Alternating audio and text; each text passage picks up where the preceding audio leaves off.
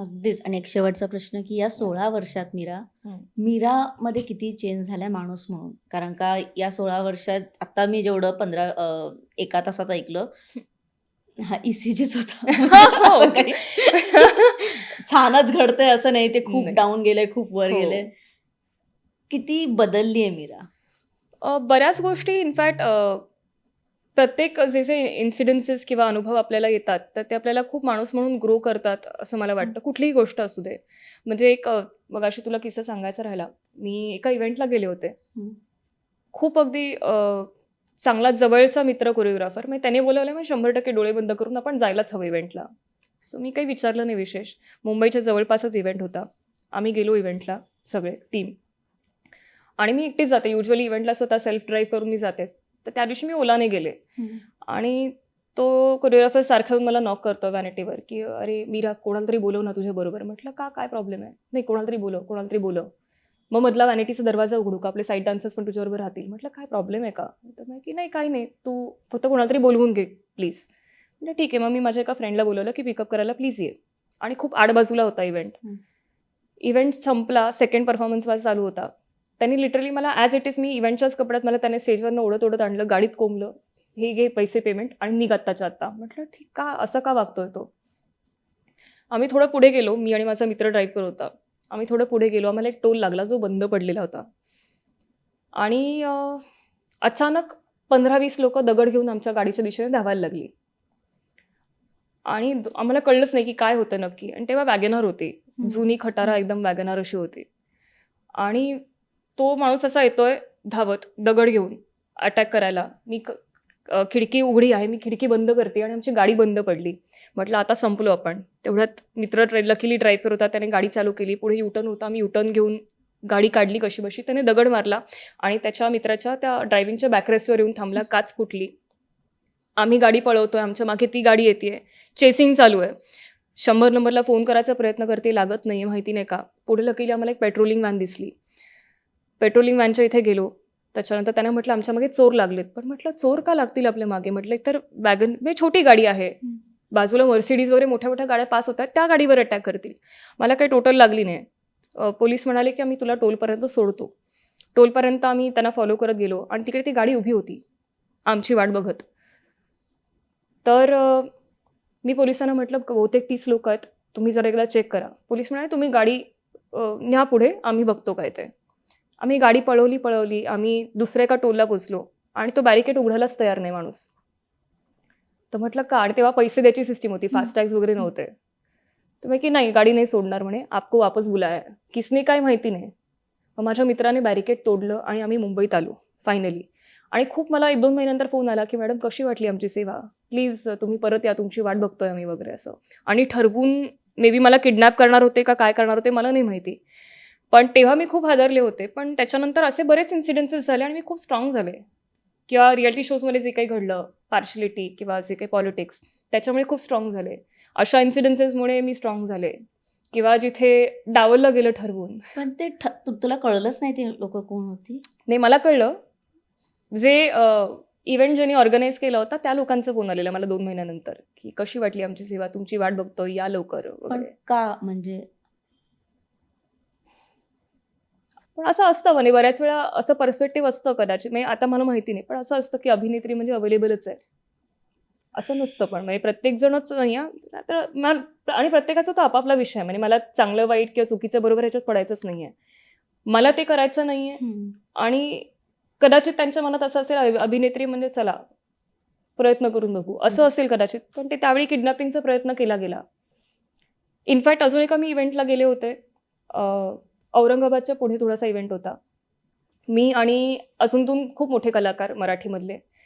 आम्ही तिघं जाणार होतो. ते 2 मेल आर्टिस्ट आणि मी. नेक्स्ट डे सकाळी इव्हेंट होता. आम्ही मी फ्लाइटमध्ये बसले आणि मला खूप लेट झालं बोर्डिंगला. त्यामुळे मी जेमतेम बसले. म्हटलं ते दोघं पुढे-मागे असतील कुठेतरी. मग मी फोन नाही केला त्यांना. औरंगाबाद एअरपोर्टला उतरले. अर्धा तास वाट बघितली. हे दोघं येईच ना बाहेर. मग मी फोन केला त्यातला एका मेल आर्टिस्ट माझ्याकडे नंबर होता. म्हटलं, "दादा कधी येताय तुम्ही बाहेर?" म्हटलं. "मी बाहेर थांबली." ते म्हणे, की "कुठे?" म्हटलं, "औरंगाबाद एअरपोर्टला." "नाही, आम्ही घरी आहोत." म्हटलं, "अरे आपला इव्हेंट आहे ना?" तर म्हणे, की "सकाळी इव्हेंट आहे ना, पहाटेची फ्लाईट आहे." म्हटलं, "नाही, 1 मिनिटं मला आत्ताची फ्लाईट दिली." म्हटलं, "मला माहितीच नाही तुमची उद्याची आहे." मग मी मधली जी मुलगी होती तिला फोन केला. म्हटलं, मला का आधी एक दिवस बोलवलंय, काय झालं? नाही, ते साहेबांना तुम्हाला गाव दाखवायचंय. म्हटलं, रात्री कुठलं गाव दाखवायचंय? म्हटलं, मला काहीतरी काळं वाटतंय. आणि लकीली ड्रायव्हर यायचा होता पिकअपला.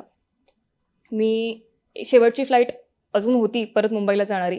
मी परत त्या पैशातनं बुकिंग केलं मुंबईचं. मुंबईला पोचले. त्यांचा ॲडव्हान्स त्यांना परत पाठवला. म्हटलं, मला नाही यायचं आहे. तुमचे इंटेन्शन खूप चांगले असतील म्हटलं कदाचित, पण म्हटलं मला सिक्युअर किंवा सेफ वाटत नाही, मी परत चालले.